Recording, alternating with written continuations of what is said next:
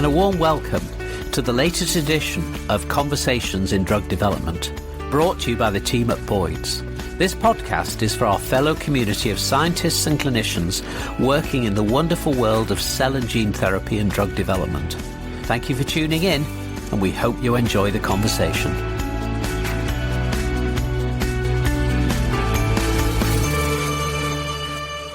Hello and welcome to another instalment of Conversations in Drug Development. My name is Harriet Edwards and I'm your podcast host for today's episode. In today's episode, I'm really excited to announce that we have CEO and founder of Boyds, Prof Alan Boyd, here with us today. It's been a while, Alan, since we last had you on the podcast, nearly just over a year, I think. So we're very excited to welcome you back. So first of all, hello and welcome.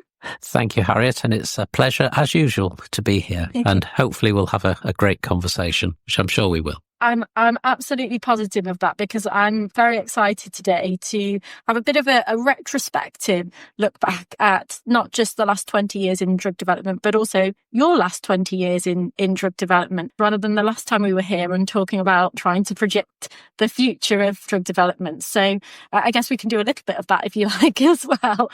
But we're definitely here to celebrate 20 years of Boyds, which is very exciting. It is, and it's interesting because I never envisaged when I set up the company I would have a company for 20 years, and it has just flown by. It's the longest time I've actually had a job, 20 years, but no, it's been quite amazing. And, you know, we've managed together with the team to build an amazing company. We've worked on such exciting projects over the years, and the most important thing is we've managed to bring medicines through the whole process to be prescription medicines for the benefit of patients. Yeah. And I know we say it a lot on this podcast, but everything that we do is ultimately to benefit patients in need. And sometimes it's easy to lose sight of that. So to have that as our sort of main company vision and central to everything we do is really important. And that hasn't changed over the last 20 years, has it? That's one constant we can say. That's right. I mean, it's interesting. People often think of me as a businessman, because I've grown companies, I've worked in big pharma, you know, managed thousands of people over my career.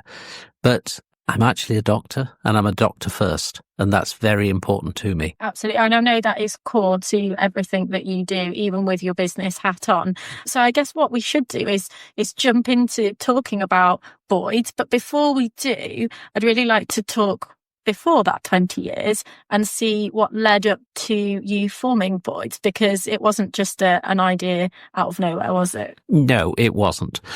I've been in the pharma industry now, 40 years, which is a long time, qualifying 45 years ago. And, you know, medicine then and the medicine I practiced as a hospital doctor is very different to what we do today. But perhaps we can talk about that, you know, because of the new medicines and approaches and diagnostics that's come along. It's very different. But, you know, people know that I was in big pharma, started with Glaxo, ICI Zeneca, ended up as head of medical research for Zeneca. And when they merged with Astra, you know, perhaps, you know, people don't recognize when big companies come together, usually the senior jobs are fleshed out and who's going to do what as part of the discussions of bringing the companies together. And with AstraZeneca coming together, most of the research and development roles went to Astra staff, and all the commercial roles went to Zeneca staff, including, you know, the CEO, Tom McKillop. And of course, I was on the wrong side of the fence, and I was made redundant. And people often think, why, goodness me, you know, I mean, given what we'd achieved, you know, in the sort of the 5-6 years that I was leading, you know, the clinical group in Zeneca, what we achieved bringing, you know, some important drugs to market, so meropenem, the antibiotic, Accolade, the first leukotriene antagonist in the world, and new treatment for asthma, and there were many others.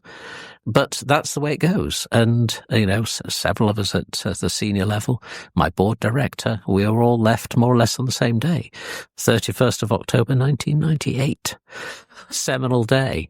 Of course, I wasn't short of offers to do other things, but I had the opportunity to set up the world's first gene therapy companies, or at least one of them, ARC Therapeutics, spin out from University College, London, and a Finnish university in Kuopio. And we got going, and 3 of us set it up with a CFO and a CEO. And people said, Alan, you are absolutely crazy. I mean, nobody's ever turned DNA into a medicine. How do you think you're going to do it? Sarcastically. But we did. We raised a lot of money, venture capital. We floated the company on the main London stock market. We built a company. And of course, I took the first gene therapy product for gene therapy for brain cancer to the European Medicines Agency for approval. Now, it didn't make it. But the things we did do, and we also built a manufacturing facility, because in the early 2000s, there were no manufacturing facilities for gene therapy with a commercial license. So we got the first commercial license from FEMIA. We built a facility in Finland from the Finnish agency. So we did get a license to manufacture the gene therapy. And unfortunately, the drug wasn't approved. But people have to say, well, that was a failure, wasn't it? No. Far from it, because I and the team had shown you could turn DNA into a medicine. Okay, it wasn't approved, but what we did was, set the pathway for everything that's followed. I mean, you must have had your crystal ball out the day, Alan, that you decided to start the first gene therapy company, with knowing now what we do know about the trajectory and explosion of gene therapy products over the last 20 years. At the time, people thought you were crazy, but now, actually looking back, you started a huge movement of, I guess, what we would term modern medicine now. It's the way that drugs are being developed, isn't it? Yes, it is. People often ask me, why did I think I could turn DNA into a medicine, or with the team? It's a very valid question. But actually, if you stand back and think about what do the regulators want to approve a new medicine, it's basically 4 things. The first thing is you have to be able to make it, and you have to make it consistently. So you have to be able to make it so that every batch you do is the same as the last batch is going to be the same as the next 10 batches. So it's the manufacture with conformity. The next thing is it has to be safe in the population you're treating. And that may sound strange, but if you think about somebody, say, with end-stage pancreatic cancer, they will put up with a lot of adverse effects. Whereas if you're developing a new treatment for toothache for a 3-year-old, no adverse effects. So you can see where we're going with that. And obviously something, like gene therapy, then, patients probably, for the sort of treatments that we're providing, I try and avoid the word cure, even though we are curing with that. But, it has to be relative. If you're going to go blind, you probably would put up with some adverse effects to go along. And the last thing is, the third thing, not the last thing, is, does it work? Are you able to show that gene or that cell therapy is actually working and doing what it says on the can? And that sounds like a very simple, straightforward, commonsensical thing to say, but actually is probably the biggest hurdle that we see in drug development, isn't it? Yes. Taking a theoretical possibility into a large scale sort of proof of concept is actually the biggest part of the attrition rates for drug development. Yes. So, and the final thing is the benefit risk ratio suitable? So you put all those things together. So that when we started off at ARC, we thought about manufacturing, how are we going to make it? Which actually, looking at everything else, we took the strategic decision to build our own manufacturing facility because there wasn't anywhere outside. There were a couple of research grade organizations that would be there, but we knew if we're going to get a product through, we need a manufacturing center. And we built that in Finland with the help of the Finnish government. So, we got that and we started working on that. And obviously we pulled the right people in who could help us do that. So, for instance, nobody had ever manufactured gene therapy at scale. And the closest thing was sterile products. So we got somebody in who was an expert in developing and manufacturing sterile products. And they learned about gene therapy to do it. So it was all things like that. What was happening, of course, we worked very closely with the regulators. And of course, the medical reviewer at the European Medicines Agency didn't like the endpoint that we'd agreed with the regulators up front. We wanted to do progression-free survival, which they agreed to, but the medical reviewer wanted overall survival. And we'd measured that, but we didn't have a p-value around it. So it didn't get approved. So we certainly didn't fail.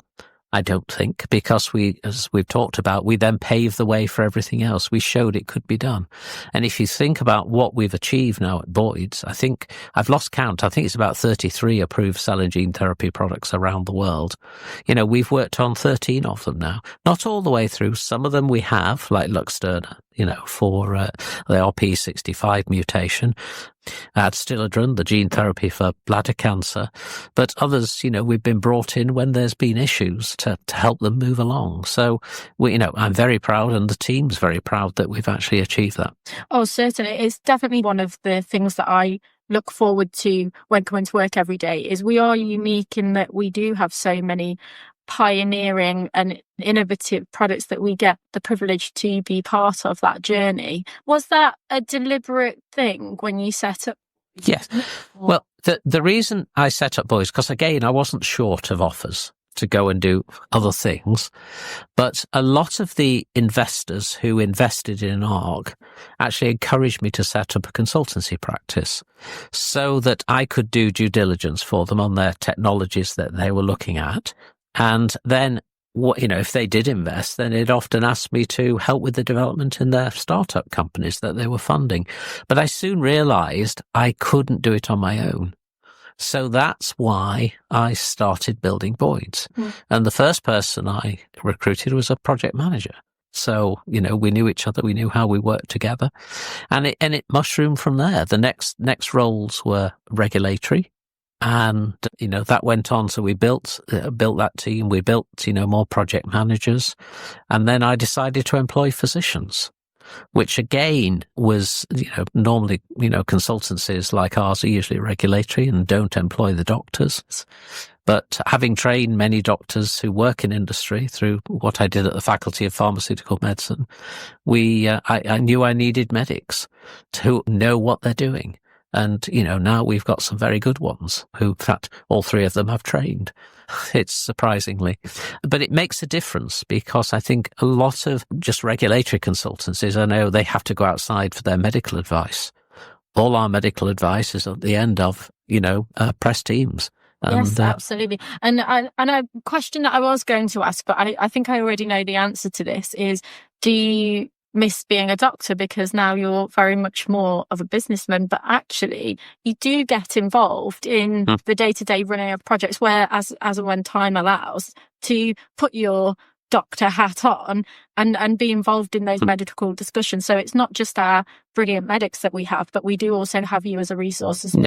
Yeah, that's right. I mean, it's quite, people used to ask me that when I left the health service all those years ago in 1985, do you miss patients? And of course, while I was a hospital doctor, I was, doing, looking after, serious things, heart attacks, kidney failure. And I can remember some very sick patients.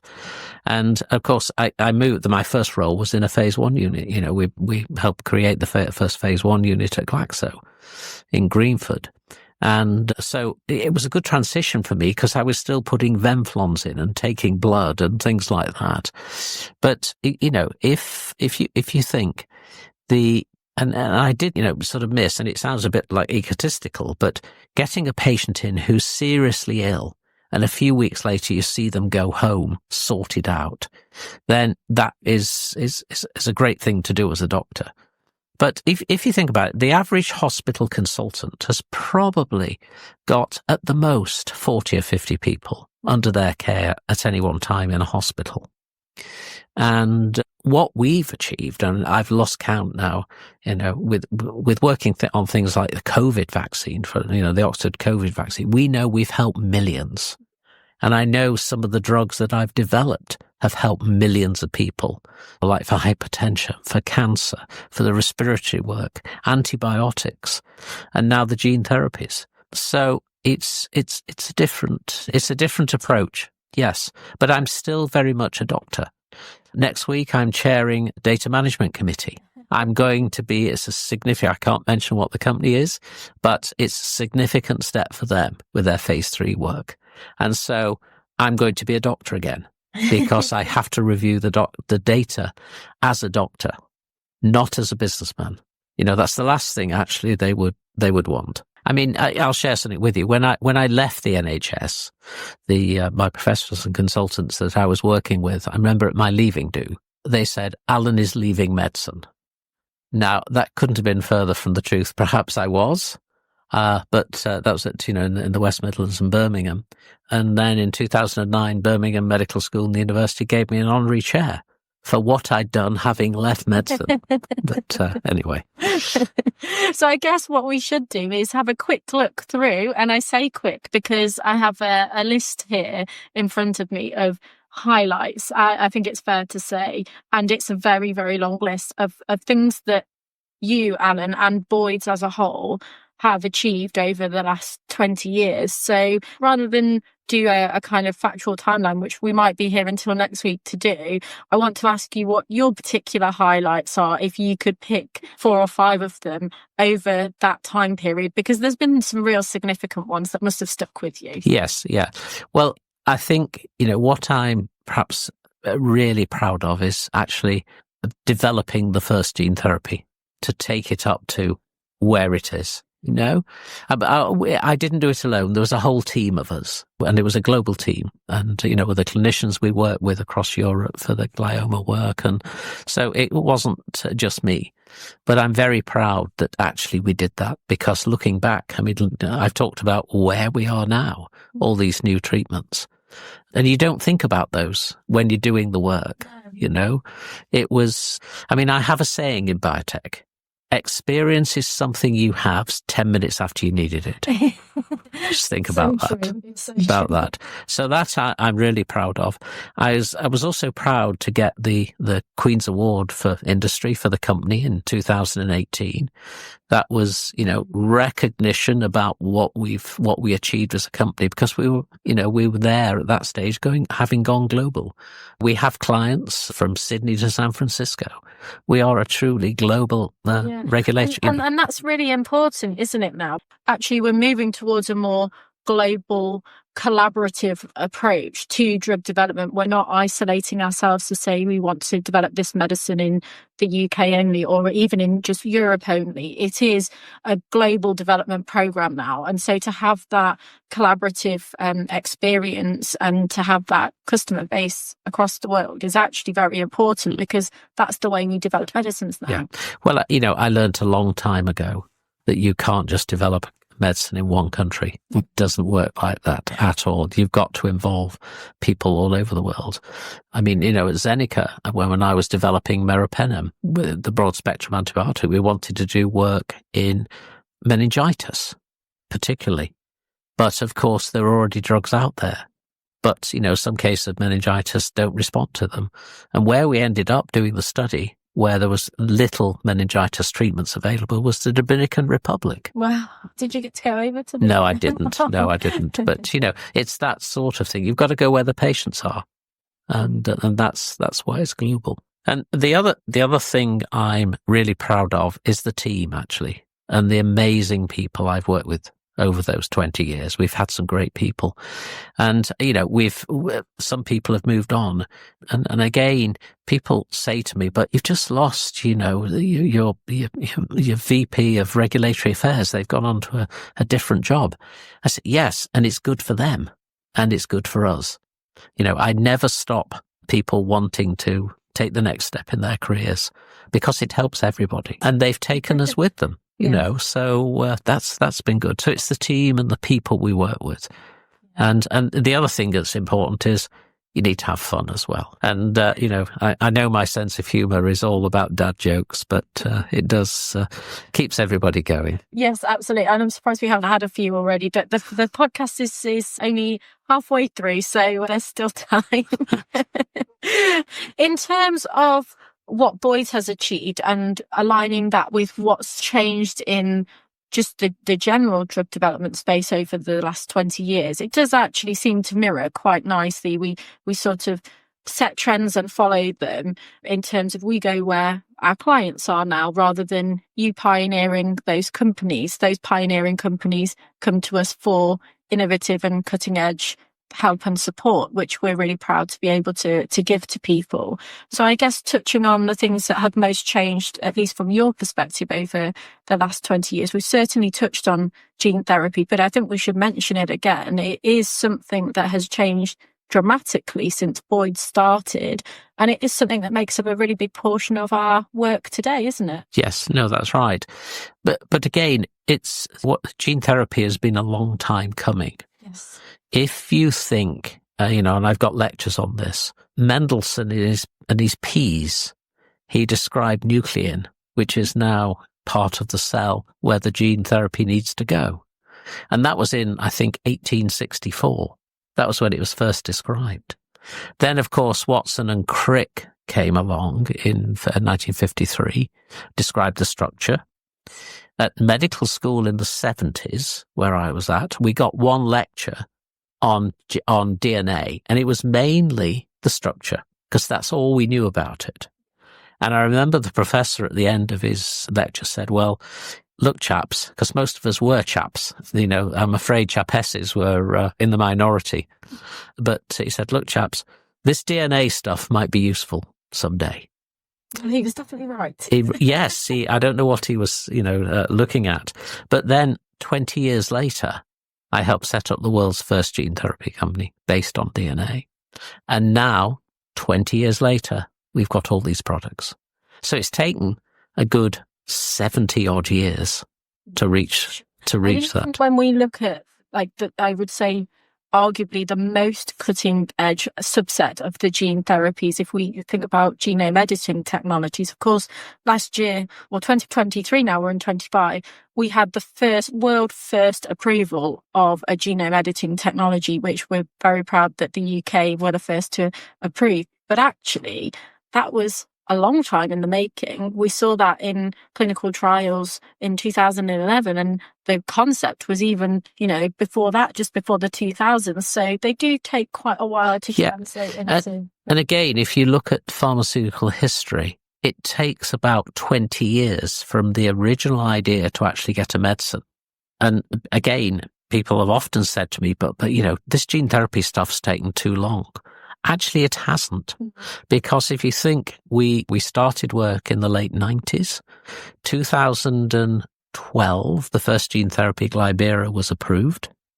So that's only about 12, 13, 14 years. It normally takes about 20 years. If you look at it, ACE inhibitors, the statins, the antibodies all took about 20 years.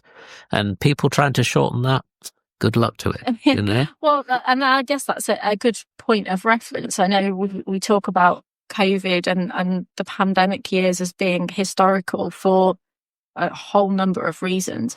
But in terms of development of drugs, it's given a precedent now to move forward for maybe a more pragmatic regulatory approach. And I guess that's something that you started to see even before the COVID pandemic. We are moving towards maybe a more pragmatic and flexible approach that perhaps wasn't there, at least at the start of your career, if not the start of Boyd's. No.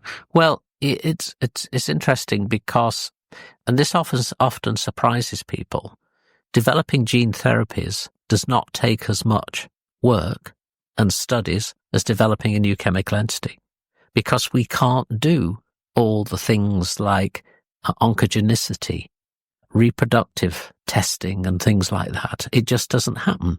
So usually, typically we have one toxicology and biodistribution study, and certainly in Europe, usually in one species. Very often the FDA want a couple of species, but we can't do all that work. We can't do drug interactions because it doesn't happen.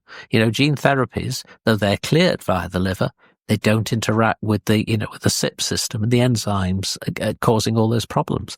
So it's actually a lot more straightforward. But the other thing that's happened, I spent the first half of my career, the first half of the other 20 years, developing mainly new chemical entities. And manufacturing was usually sorted by phase 2. Because it was very straightforward. I know manufacturers and the CMC people won't admit that, but it was much more straightforward. And we went into phase 3 having the manufacturing sorted. But with the biologicals now, and particularly the advanced therapies, manufacturers are the rate limiting step. So it's gone from where I was, say, at Zeneca, with the board saying, Alan, where are these phase 3 results? I was the rate limiting step.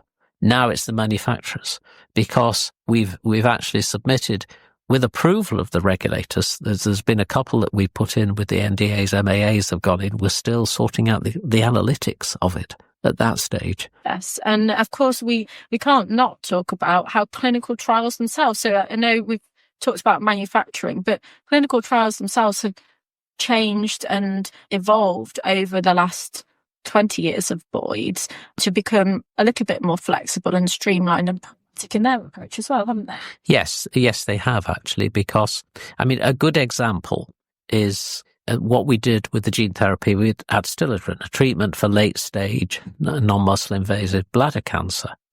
Now, there's things like BCG and other treatments and 1 or 2 chemotherapeutic agents.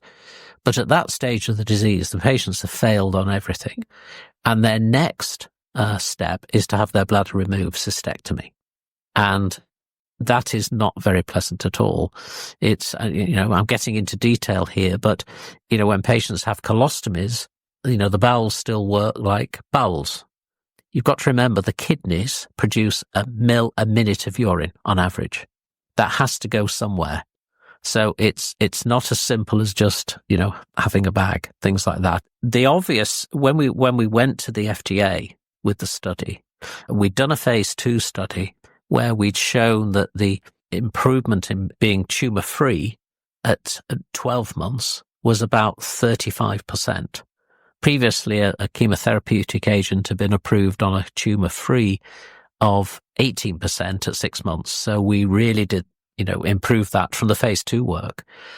And we knew we couldn't do a randomized controlled trial, because how can you do that against, it's unethical to just give them placebo. And the next step is cystectomy.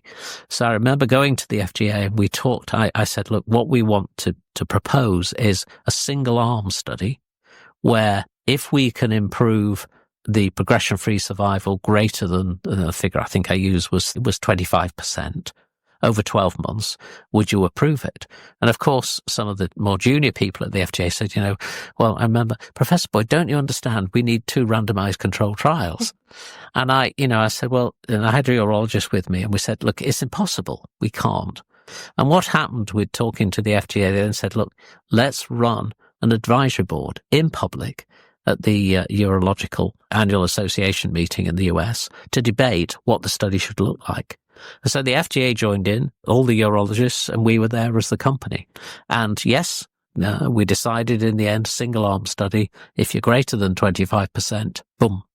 And of course, Adstiladrin was approved in December 22 on a single arm study. So that's how it's changed. And that is really pioneering. So it's something you must be very proud of to be involved. Yes, but that's what I do. That's my day job. It's quite a big day job. That's why, as we were saying earlier, we're not going to be retiring anytime soon. Not at all. And outside of Boyds, as if those achievements within Boyds, and I can list plenty of, but as you say, a lot of them relate to the team as well as yourself. There are also things that you have been helping and supporting the drug development industry with, and also physicians. Yeah, the Faculty of Pharmaceutical Medicine, which actually was, very junior when it was founded in, I was going to say 1819, but it's 1980. In 1989, we founded it along with other people. So it's a long while ago, but the idea was, when I joined industry in 85, there was no training. There was a course in Cardiff University that did that, and you could take an exam with the Royal College of Physicians. So I did that, but that was all the training you learnt on the job. So, a few of us got together to say, look, we need to have a proper faculty, part of the Royal Colleges. So we were able to set up the Faculty of Pharmaceutical Medicine as part of the Royal Colleges of London, Physicians of London, Glasgow and Edinburgh. And again, people don't realise you can't just set up a medical specialty in the UK. No, I imagine it's not that easy. Well, it's actually, there's quite a big block, because a new specialty has to be sanctioned by the sovereign. And in our times, this was about 2000, early 2000s, 2002, the Queen actually gave royal assent to the establishment of pharmaceutical medicine as a clinical specialty in the United Kingdom. It's the only place in the world that has this. And with that, we were then able to set up a training program working with the General Medical Council and other bodies to make sure, and do postgraduate training just like all the others. So if you want to be a consultant cardiologist, a pediatrician, you need to do postgraduate training. And now we can do that in the UK. I helped set up and all the training programs and worked very closely with people, groups like the GMC to get it established. And now we have close to, I think it's about 700-800 qualified pharmaceutical physicians who work in industry and the MHRA. I mean, that's a legacy really to leave, isn't it? It's absolutely amazing. And we can say that we're very proud that our 3 physicians that we have all undergone. Yes, have undergone that training. Absolutely. Well, the way I looked at it and the way that, along with a few others, the way we got it done, we said, look, we are professionals developing medicines for other professionals. It's only right that we have a proper certified, accredited training program. Otherwise, anybody could come along and develop the medicines, quite honestly. Yeah, I mean, we see the benefit of that training program day to day with the physicians that we have. So it's certainly, as I said, a legacy to leave. In terms of other things outside of Boyds in the last 20 years, have you been up to anything else, Alex? That doesn't sound like you've been very busy at all. No, I love gardening. It's a way to relax. And, the weather's driven me mad over the last year with all the rain and then the heat and then the rain and things like that. So, no, I like growing vegetables and things. And though I haven't got very many out at the moment this year. So, but things like that. I also love the opera and the theatre. And perhaps not people really know this, but I nearly became an actor, not a doctor. Because I used to play a lot of the children's parts. I grew up in Blackpool, so I used to play a lot of the children's parts in the professional theatres. So I've played the Winter Gardens, the Grand Theatre, on the piers and things like that. But when it was in the 6th form, I said to my dad, should I go and do medicine or become an actor? And he said, I'll discuss it at work with my mates. And he came home and said, Alan, we think you should become a doctor because if you become an actor, you'll always be out of work. So that's why I became a doctor. But also, that's why I love presenting and teaching. Give me an audience and I'm there. And we're all very grateful of that. That's it. So everybody's learned a lot. Everybody that's met you and everybody that's listening into this podcast will certainly be nodding along, I think, and agreeing with me when I say, actually, everyone gets an awful lot out of talking to you, whether it's just a little nugget of information that you then take forward and it grows into a bigger thing, or whether you're working on a big project that is helping, as we said earlier, millions of people. You're always part of that and people are learning from that. So I think your dad was right to say be a doctor, because you definitely helped millions of people in some way, shape or form, which is surely something that that's right. Yes. And I'd probably never make it to Los Angeles and the, Hollywood. No. Never say never. Never. You never know. You never know. And in terms of thinking about next thing, I know we're always so limited with the time that we have on these podcasts, but thinking about the next thing and where Boyds is going, we haven't got to, and where drug development is going as well, I guess. We haven't got to 20 years and to pioneering what we do to stop now, have we? No. Hopefully it will continue with what we're doing. And you've got to think most of what we do fails. And people perhaps don't recognise that, particularly outside. If I think, and know, if you look at the figures, for every one medicine that gets approved as a prescription medicine, 5 others have been into humans, and probably thousands of molecules have been looked at that never get anywhere near humans. But I'll often say, okay, I think I brought well over 25 medicines to market during my career, or been involved with that many, before and Boyds and since then. But I've got a whole house full of placebos that haven't gone anywhere. But it's a high-risk business, and people don't appreciate that. Most of what we do fails. But that's important because, like we didn't make it with Serapro, we learned from that experience. and what's gone on. So I often ask people when I'm interviewing them, what have you done in your career so far that has changed how you think, what you've done, and have you saved patients' lives? That's the important thing.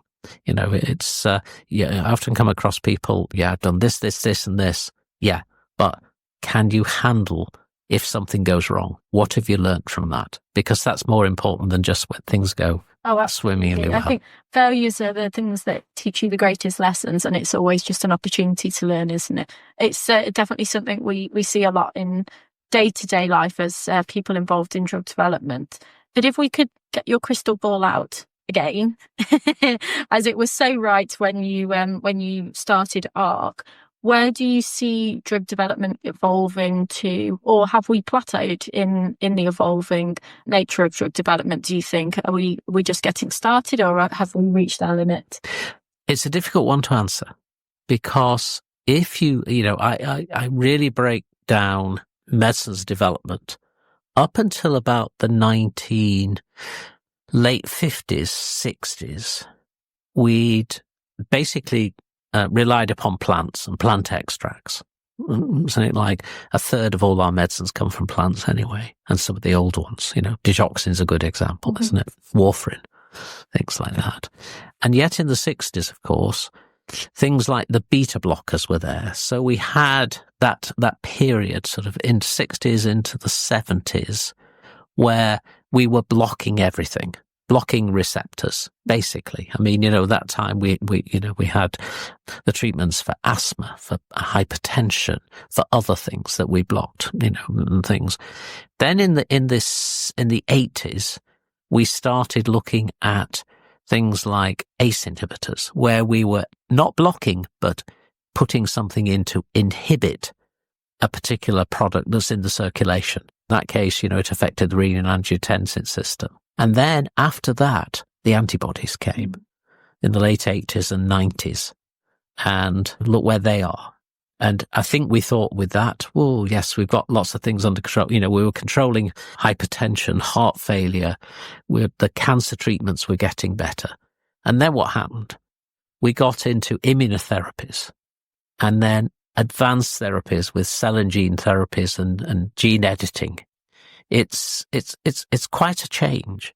And I know this sounds strange, but whoever created this world and where it's come from, I have the view, and this may sound really stupid, I have the view that whoever did all that has actually hidden things away for us to find to treat disease. So in the end, we will become totally self-sufficient and be able to treat everything. If you think about, the science and what we've done to find these things, are they there? Have they been hidden from us for a reason? I know it sounds crazy. Perhaps I should write a book about it. Absolutely. I'm sure there's lots of people that would read it, myself. With that one. But you see where I'm coming from? Yeah. So I can't predict the future, but I know we'll continue to be developing. And there are pieces of the puzzle, I guess. We haven't found yet. Yeah. No.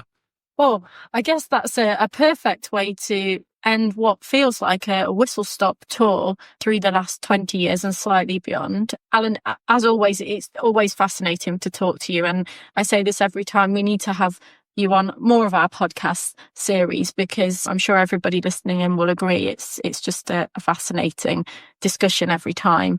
But before we end it there today, I just want to say a huge thank you on behalf of everyone listening and also everyone that you've helped. I'm sure you'll agree, it's been an incredible 20 years, and I guess here's to the next 20. Absolutely. If, I'm allowed to do it, let's put it that way. But thank you. As you know, I'm an actor. I love talking, so, but thank you for the opportunity to just share these things with everybody. Absolutely. Well, thank you, Professor Alan Boyd, for joining us on the podcast today, and we'll have you on again very, very soon. Thank you.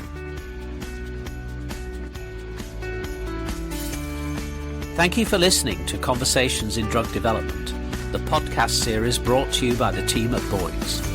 Don't forget to follow us on the usual podcast platforms or visit our website to ensure you don't miss out on any of our future episodes.